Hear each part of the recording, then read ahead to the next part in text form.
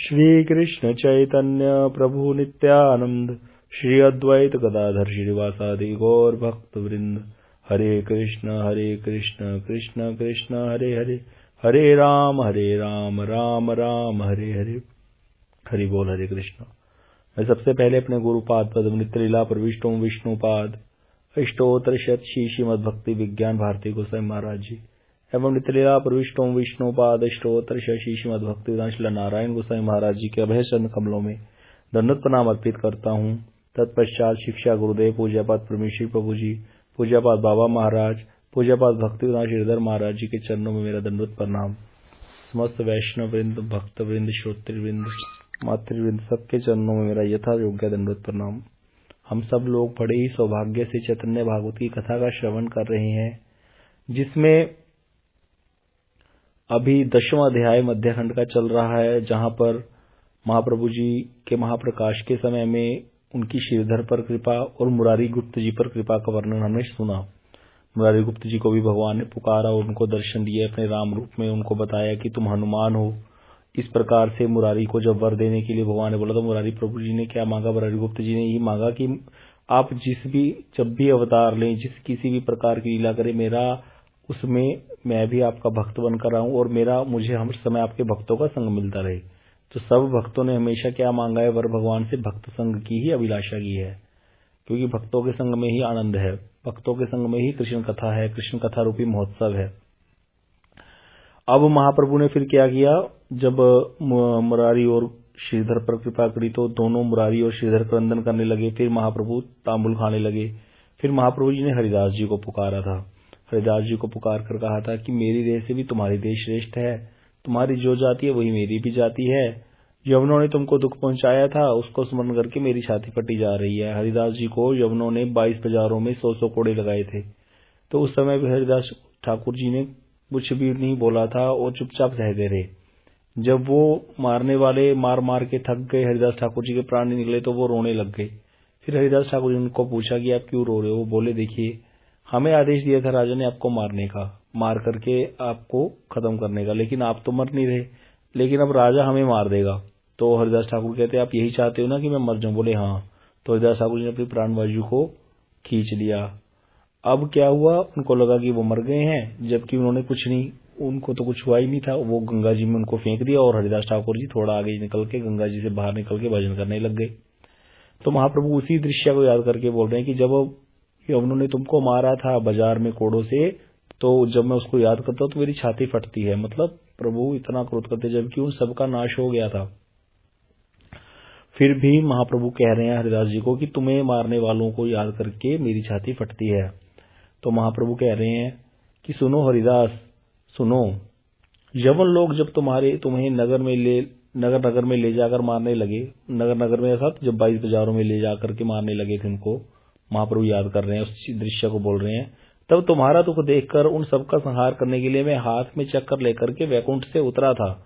महाप्रभु कह रहे हैं कि तब मैं वैकुंठ से चक्कर लेकर के आ गया था, परंतु आकर देखा कि जो लोग तुम्हें जान से मार डालने के लिए तत्पर थे, तुम मन ही मन उन सबकी कुशल की कामना कर रहे हो। उस समय क्या हो रहा था? जब हरिदास ठाकुर जी को कोड़े पड़ रहे थे तो हरिदास ठाकुर जी किसी पर क्रोध नहीं कर रहे थे, किसी प्रकार का शिकायत अभियोग नहीं कर रहे थे, अपितु क्या कर रहे थे? उनके मंगल की कामना कर रहे थे, प्रभु को कृपा करके प्रार्थना कर रहे थे, प्रभु आप इन लोगों का दोष मत लेना, ये लोग अनजान हैं, अविद्याग्रस्त हैं, आप इन पर दया करना और इनका कुछ भी अमंगल मत होने देना। मुझे जो कष्ट मिल रहा है वो तो मेरे कर्मों के अनुसार मिल रहा है। इस प्रकार से हरिदास ठाकुर जी प्रार्थना कर रहे थे, उन लोगों के कुशल की कामना कर रहे थे। कह रहे तुम जो मार खा रहे थे उस पर तुम्हारी नजर ही नहीं थी, उस समय भी तुम मन ही मन में उन लोगों के कल्याण की कामना कर रहे थे। महाप्रभु कह रहे हैं कि मैं आया था वैकुंठ से, जब आकर देखा कि तुम क्या कर रहे हो, उन लोगों के मंगल की कामना कर रहे हो। तुम्हारे उस शुभ चिंतन के कारण मैं अपनी शक्ति का प्रयोग नहीं कर पाया। अब क्योंकि भगवान भक्त के अधीन है, भगवान ने कहा है हम भक्त पराधीन हो ही अस्वतंत्र द्विज, मैं भक्तों के अधीन हूं, स्वतंत्र की भांति दिखता हूं। तो अब यहां पर इसीलिए प्रभु क्या करे? प्रभु कह रहे कि मैं अपनी शक्ति का प्रयोग नहीं कर पाए, क्योंकि प्रभु का भक्त जो हरिदास जी हैं वो तो उनके मंगल की कामना कर रहे हैं, इसीलिए मेरा चक्कर तुम्हारे कारण व्यर्थ हो गया। बोले मैं तो चक्कर से उनके सर काट देता उसी समय, लेकिन मेरा चक्कर व्यर्थ हो गया। तुम्हारे संकल्प के कारण मैं उन लोगों को काट नहीं सका। वे तुमको मार रहे थे, यह देखकर मैं तुम्हारी पीठ पर पड़ गया था। कहते जब भगवान कहते मैं तुम्हें बचाने आया था, अब आप तो उनके मंगल की कामना कर रहे थे, इसीलिए क्या हुआ, उनको मैं मार नहीं सका, उनके सर नहीं काट सका। लेकिन फिर क्या किया, अब भगवान अपने भक्त का कष्ट तो देख नहीं सकते, इसीलिए कहते मैंने क्या किया था, मैं तुम्हारी पीठ पर जहां कोड़े पड़ रहे थे मैं उसके ऊपर आ गया था।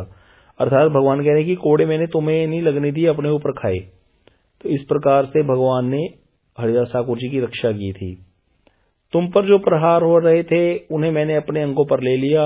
मैं झूठ नहीं कह रहा हूं, उसके चिन्ह अभी भी मेरी देह पर वर्तमान है। कह रहे महाप्रभु कि वो मैंने सारे कोड़े मैंने खाए थे, है ना, तो इसीलिए मैं तुम्हें दिखा भी देता हूं।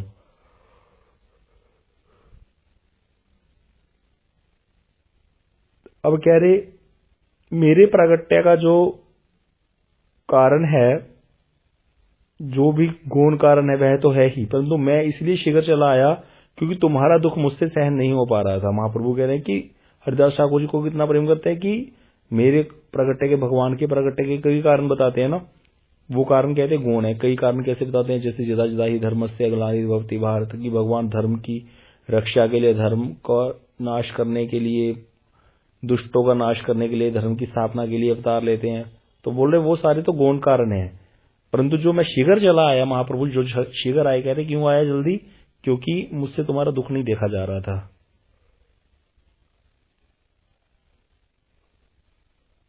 यहां पर प्रभु अपना भक्त वात्सल्य प्रकट कर रहे हैं। प्रभु बता रहे हैं कि मैंने क्या किया कि मैं और सब कुछ तो सहन कर सकता हूं, लेकिन भक्तों को दुख सहन करने की सामर्थ्य मेरे अंदर नहीं है। मतलब उसके कारण प्रभु जल्दी भी प्रकट हो जाते हैं, नियम चेंज कर देते हैं अपने। तो इतना प्रेम करते हैं प्रभु अपने भक्तों को। तो बता रहे हैं कि मेरे नाड़ा ने तुम्हें अच्छी तरह से पहचाना है, अद्वैत ने मुझे सभी प्रकार से बंदी बना रखा है। अब महाप्रभु यहाँ पर अद्वैताचार्य जी का नाम ले रहे हैं कि अद्वैताचार्य जी तुमको अच्छी तरह पहचानते हैं और उन्होंने मुझे सब प्रकार से बंदी बना रखा है कि मैं अद्वैत के अधीन हूं, और अद्वैताचार्य जी तुमको भी पहचानते हैं।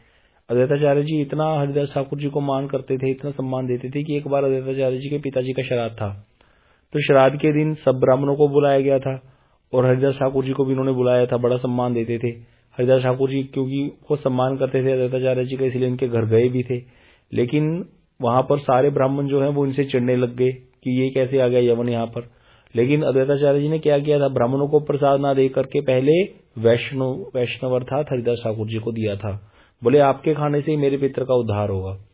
ऐसी मर्यादा स्थापित की थी शास्त्र की, ये सबसे बड़ी बात है। कई जगह देखा जाता है लोग क्या करते हैं, पंडितों को, ब्राह्मणों को बहुत सम्मान देते हैं और वैष्णव को सम्मान नहीं दे पाते। यद्यपि वैष्णव के अंदर 26 गुण विद्यमान है, ब्राह्मण के अंदर केवल 12 गुण होते हैं, वो भी आजकल पाए नहीं जाते। लेकिन वैष्णव के अंदर जो शुद्ध वैष्णव है भगवान के, उनके अंदर 26 गुण हर समय विद्यमान रहते हैं। तो इसीलिए वैष्णव का सम्मान बहुत बड़ा है। सम्मान ब्राह्मणों का भी बहुत है, लेकिन अगर वैष्णव ब्राह्मण की तुलना हो तो वैष्णव बहुत श्रेष्ठ है ब्राह्मण से, बहुत ही ज्यादा श्रेष्ठ। तो बता रहे हैं कि यहां पर क्या कह रहे हैं महाप्रभु कि अद्वैताचार्य जी ने मुझे बंदी बना रखा है और वो तुम्हारा बड़ा सम्मान करते हैं, इस कारण से मैं तुम्हारे कारण जल्दी प्रकट हो गया।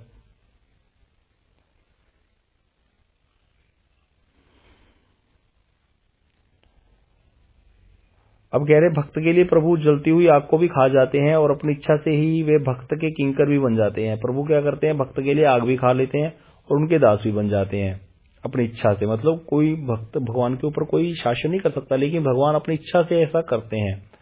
भक्त के अतिरिक्त कुछ कृष्ण और कुछ भी नहीं जानते हैं। अनंत भुवन में भक्त के समान कोई दूसरा नहीं है। भक्त बड़ कृष्ण आर किछु ही न जाने, भक्तेर समान नहीं अनंत त्रिभुवने। कह रहे कि भक्तों के समान भगवान को त्रिभुवन में कोई नहीं है और भक्त के अतिरिक्त तो कुछ जानते भी नहीं है प्रभु। ऐसे कृष्ण भक्तों के नामों को सुनकर जिन्हें आनंद नहीं मिलता हो, समझना चाहिए कि उन सब पापियों को दैव दोष लगा हुआ है।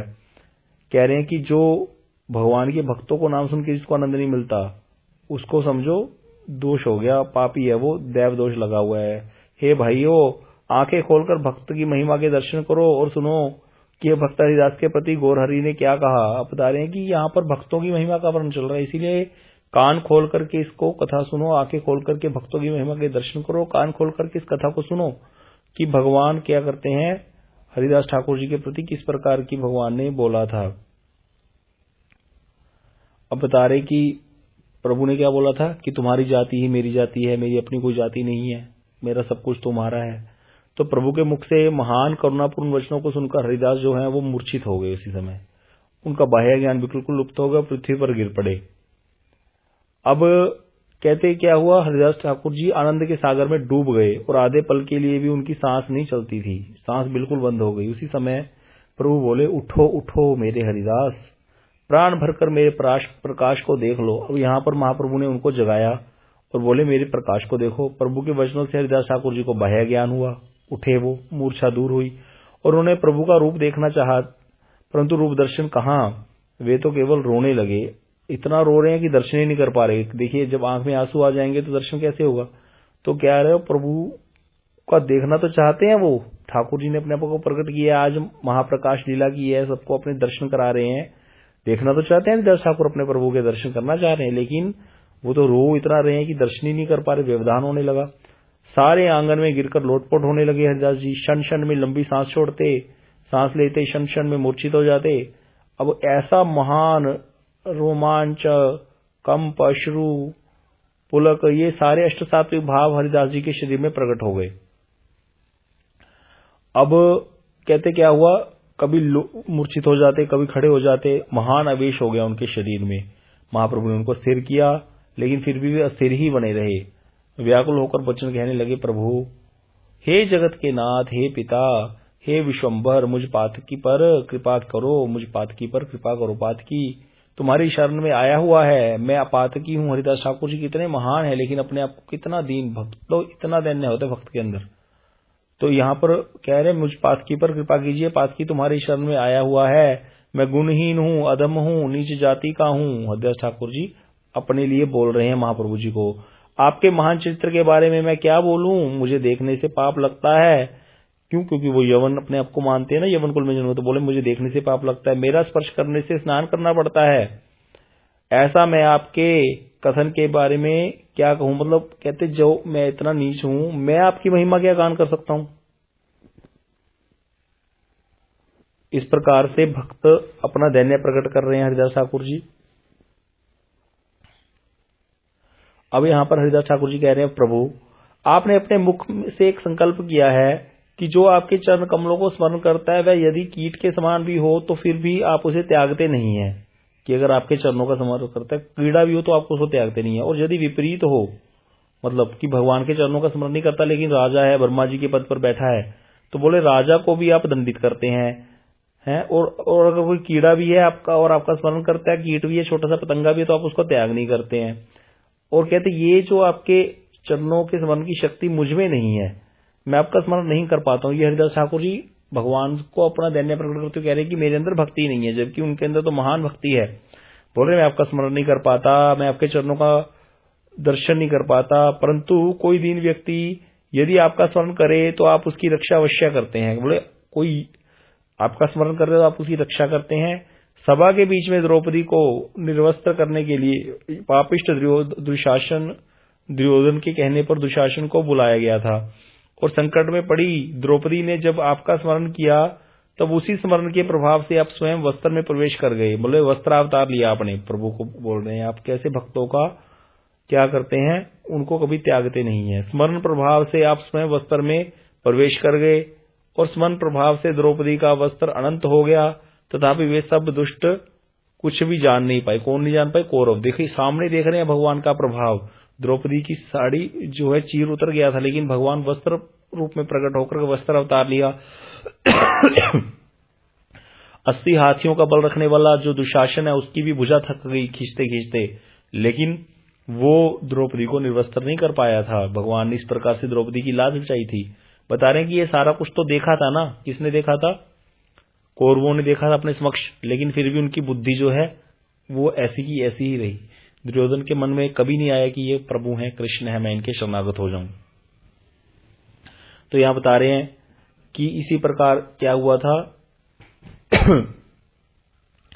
एक बार कथा आती है पुराणों में ये कि पार्वती देवी को डाकनियां जो है उन्होंने घेर लिया था और उनको खाने लगी, खाना चाहिए कि खा जाए पार्वती जी को, दुर्गा जी को। तब पार्वती जी ने आपका स्मरण किया था। भगवान का अपनी रक्षा के लिए दुर्गा देवी ने। उस स्मरण के प्रभाव से आप आविर्भूत हुए थे और सबको शासित करके वैष्णवी पार्वती जी की रक्षा की थी। जो दुर्गा देवी पार्वती जी हैं, शिव पत्नी है, इनका एक नाम वैष्णवी भी है। तो इसीलिए कह रहे कि आपने क्या किया था, वैष्णवी माता की रक्षा की थी। ऐसे महिमा महामहिम आपका स्मरण मुझ जैसा पापी नहीं कर पाता। बोल रहे हैं कि मैं आपका स्मरण नहीं कर पाता, ऐसा दैन्य प्रकट कर रहे हैं। प्रभु मुझे अपने चरण कमलों में शरण दीजिए। प्रभु दुष्ट हिरण्यकशिपु ने अपने पुत्र प्रहलाद को विष प्रदान किया,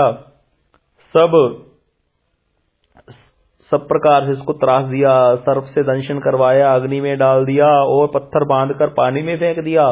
प्रहलाद ने आपके चरणों का स्मरण किया। स्मरण के प्रभाव से प्रहलाद के सभी दुख दूर हो गए। किसी अत्याचारी के दांत टूटे तो किसी का तेज विनष्ट हुआ, अर्थात जो प्रहलाद जी को कष्ट देते थे उन सबको नाश हो गया। और स्मरण के प्रभाव से ही प्रहलाद जी कहते क्या हुआ, प्रहलाद जी की रक्षा हो गई और आपका प्रभाव जो है प्रकाशित हुआ सबके सामने। दुर्वासा से भयभीत होकर पांडु के पुत्रों ने आपका स्मरण किया था। दुर्वासा ऋषि क्या हुआ था एक बार कि दुर्वासा ऋषि जो हैं वो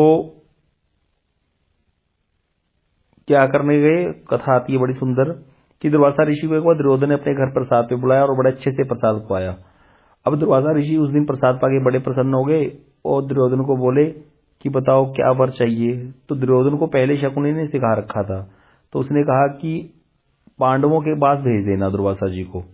तो इसी दुर्योधन ने कहा मुझे आपसे क्या वर चाहिए ऋषिवर, मुझे मेरे पास सब कुछ है, बस आप इतनी जैसे मैं आपसे एक इच्छा करता हूं कि जैसे आपने मुझ पर कृपा की है, हमारे पर कृपा की है, ऐसे हमारे भाई जो रहते हैं जंगल में, वहां पर पांडव उस समय वनवास काट रहे थे, बोले आप जंगल में जाकर उन पर भी इसी प्रकार कृपा कीजिएगा कभी, लेकिन जाइएगा आप 2 बजे के बाद ही दिन के, क्योंकि वहां पर उनको पता था कि द्रौपदी जी के पास एक बटलोई थी जिसमें से वो हर समय अन्न जब तक स्वयं खा नहीं लेती थी और उसको मांझ कर नहीं रख देती थी तब तक उसमें से अन्न सिद्ध होता रहता था। वो सिद्ध बटलोई थी, उसमें से अन्न खत्म नहीं होता था।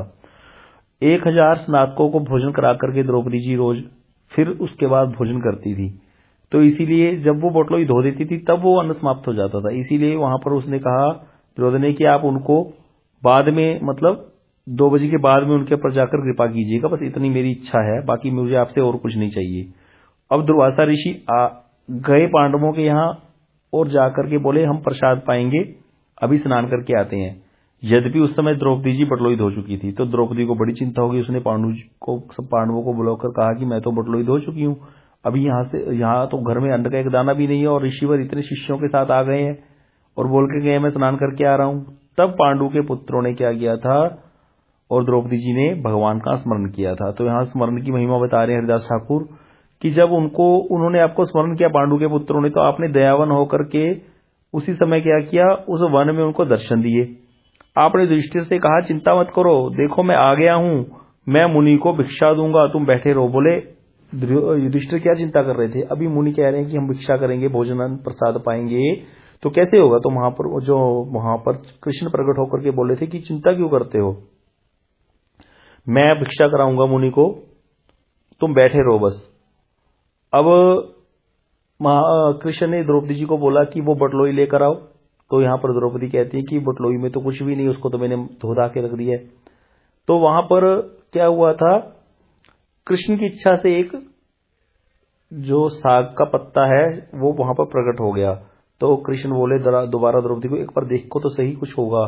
तो वहां पर द्रौपदी जब गई है तो वहां पर एक शाक का पत्ता था, एक साग का पत्ता जैसे चिपक जाता है ना बर्तन को, इस तरह से था। और अपने सेवक की रक्षा करने के लिए प्रभु ने क्या किया, उस शाक के पत्ते को संतोषपूर्वक भोजन किया। तो इधर क्या हुआ, जो स्नान कर रहे थे दुर्वासा ऋषि और उनके जो शिष्य थे साथ में उनके पेट बहुत फूल गए। उनको लगा कि शायद उन्होंने रबड़ी, खीर, पूड़ी सब कुछ खा लिया है बहुत अच्छे से। तो उसी अवस्था में वो सारे वहीं से वहीं बाहर के बाहर भाग गए, क्योंकि उनको डर था कि द्रौपदी तो सती है, भैया शराब दे देगी, हमने इतना प्रसाद उन्होंने बनाया होगा हमारे लिए, इसीलिए वो आई ही नहीं प्रसाद पाने। तो बता रहे हैं यहां पर श्री हरिदास ठाकुर जी कि उसी अवस्था में सारे ऋषि डर के मारे भाग गए। और स्मरण के प्रभाव का देखिए क्या हुआ कि स्मरण किया पांडु पुत्रों ने, द्रौपदी ने आपका, तो आपने उनको स्मरण के प्रभाव से ही पांडु के पुत्रों के संकट को आपने खत्म कर दिया। ये सब कौतुक आपके स्मरण के कारण संभव हुए। मतलब यहाँ पर भगवान के स्मरण की महिमा बता रहे हैं हरिदास ठाकुर की प्रभु जो ऐसा आपका वो वाला स्मरण है वो मुझसे नहीं होता, आप मुझ पर कृपा करो ताकि मैं आपका वैसा स्मरण हर समय करता रहूं। क्योंकि यहाँ स्मरण का प्रभाव बता रहे हैं कि भगवान के स्मरण का कितना प्रभाव है, भगवान को याद करने का कितना प्रभाव है। तो कह रहे हैं कि जितने भी ये कौतुक थे सारे आपके स्मरण के कारण हुए। निरंतर स्मरण ही इन सब भक्तों का धर्म है। ये लेकिन क्यों हुए इनके सारे कार्य स्मरण के कारण? क्योंकि ये जो भक्त हैं, पांडु जी हैं, देवी माता हैं, पार्वती दुर्गा जी, ये हर समय ही भगवान के चरणों का स्मरण करते हैं, निरंतर अखंड स्मरण करते हैं भगवान का। इसीलिए ये भक्त हैं, इसीलिए इनका उद्धार हो जाने में कोई आश्चर्य की बात है ही नहीं, क्योंकि ये तो हर समय भगवान का स्मरण करते हैं। तो भगवान अपने दर्शन चक्र को ही भगवान ने बोल रखा है कि मेरे भक्तों की हर प्रकार से साथ संभाल करना। तो इसीलिए भक्तों को कभी किसी चीज की जरूरत पड़े वो कहीं कुछ मांगने नहीं जाते, अपने आप आ जाता है और जितना चाहिए होता है उतना ही रखेंगे। जो शुद्ध भक्त है बाकी उसको सेवा में लगा देंगे साथ के साथ। इस तरह से बता रहे हैं हरिदास ठाकुर जी। बता रहे कि अजामिल द्वारा किए गए स्मरण की महिमा अपार है। अजामिल ने क्या किया था? एक भगवान का नाम मात्र पुकारा था, बोले उस स्मरण की महिमा भी अपार है। यद्यपि अजामिल जैसा अधार्मिक दूसरा नहीं है। अजामिल धार्मिक था या अधार्मिक था? अधार्मिक था, वेश्यासन करता था, वेश्या के द्वारा उसको कितने पुत्र हो गए थे। लेकिन उसने तो बस एक गलती से अपने एक पुत्र का अनजाने में नाम क्या रख दिया था? नारायण रख दिया था, लास्ट वाले पुत्र का। अब जब उसका अंतिम समय आया तो यमदूतों ने तो आना ही था, उसने तो सारा जीवन गलत आचार किया था। यमदूत आए तो उनको देखकर घबरा गया और पुत्र स्नेह के वारे छोटे पुत्र को सबसे अधिक प्रेम करते हैं पिता, तो पुत्र के मुख की ओर देखते हुए पुत्र का नाम लेकर के नारायण नारायण पुकारने लगे पुत्र को के बहाने। अब यहां पर क्या हुआ? उस नाम के प्रभाव से कह रहे क्या हुआ? हरिदास ठाकुर जी कह रहे हैं कि सारी विपत्तियां दूर हो गई और इसीलिए भक्तों की स्मरण संपत्ति पर विस्मित होने का कोई भी कारण नहीं है। भक्तों की जो स्मरण संपत्ति है, भक्तों के पास एक संपत्ति है, वो संपत्ति क्या है? भगवान को स्मरण करने की संपत्ति। कहते उसके सामने सब कुछ फीका है। वो जो स्मरण शक्ति है भक्तों की संपत्ति है, उसके सामने कोई विस्मित ना हो कि ऐसे कैसे स्मरण के प्रभाव से ही। इसीलिए बोला जाता है भैया स्मरण। तो कहते भगवान का स्मरण होगा कैसे? तो महाप्रभु कहते थे कीर्तन प्रभावे स्मरण है वे। जब पहले हम भगवान का नाम जपेंगे, नियम पूर्वक भगवान के नाम की माला करेंगे, कथा श्रवण करेंगे नियम से, तो वो कीर्तन के प्रभाव से अपने आप स्मरण होगा। जब हम भगवान के नामों का उच्चारण करेंगे, हमारी जीवा मन तन सब शुद्ध होगा, भगवान को भोग लगा करके खाएंगे, हमारा आचार विचार शुद्ध हो जाएगा। जब हमारा खान पान शुद्ध हो जाएगा, भगवान का नाम जप करेंगे, कीर्तन होगा भगवान के नाम का, तो उस कीर्तन के प्रभाव से, उस साधु संघ के प्रभाव से, आचार विचार से हमारा क्या होगा? अपने आप भगवान का स्मरण बनने लग जाएगा हर समय। फिर सपना भी कभी गलत नहीं आएगा। अगर थोड़ी देर के लिए भक्त विश्राम भी करेगा तो उसका सपन क्या होगा? वो उस लोक में चला जाएगा, भगवान के अनुभव आएंगे उसको। तो इस प्रकार यहां पर ये कह रहे हैं स्मरण की महिमा हरिदास ठाकुर जी। उसके बाद हरिदास ठाकुर जी बोलते हैं प्रभु आपके श्री चरण कमलों की ऐसी महिमा है, फिर भी मैं उनका स्मरण नहीं कर पाता हूं। कि मैंने इतनी महिमा आपके चरणों की गाई, लेकिन मैं आपके चरणों का स्मरण नहीं कर पाता हूं। परंतु हे प्रभु आप मुझे त्याग मत दीजिएगा, आप मुझे त्यागिएगा मत, क्योंकि मैं तो आपका स्मरण नहीं कर पाता। आपके दर्शन का अधिकार मुझे कहाँ है? इस वर को छोड़कर मैं और कुछ नहीं चाहता। कौन सा वर? कि मैं इसी प्रकार आपका दर्शन करता रहूं। प्रभु बोले कहो कहो, सब कुछ तुम्हारा ही है, तुम्हें ना देने योग्य मेरा कुछ भी नहीं है। बोले प्रभु कह रहे कि तुम जो चाहिए वो ले लो, तुम्हें ना दे सकूं ऐसा कुछ नहीं है मेरे पास जो मैं कह सकूं कि ये तो मुझे चाहिए। मैं तुम्हें सब कुछ दे सकता हूं, मेरा कुछ भी नहीं है मेरे पास अपना। तो ऐसा भगवान भक्तों के साथ प्रेम करते हैं, इतना भगवान लगाव करते हैं भक्तों के साथ। अभी समय हो गया है, अगली कथा अगली बार श्रवण करेंगे हम। वांछा कल्पतरुभ्यश्च कृपा सिंधुभ्यो च पतितानां पावनेभ्यो वैष्णवेभ्यो नमो नमः।